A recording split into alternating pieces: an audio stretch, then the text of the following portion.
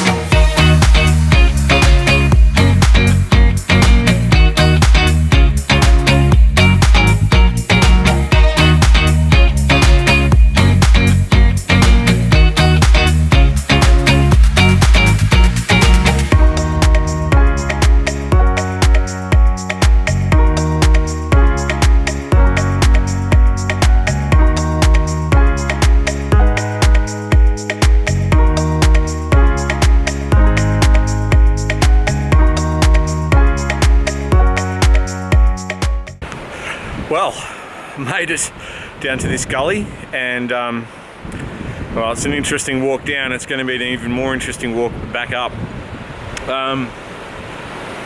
Yeah, anyway, it's a nice quiet little spot. I'm the only one here, although there's definitely signs of this being regularly used by fishermen. And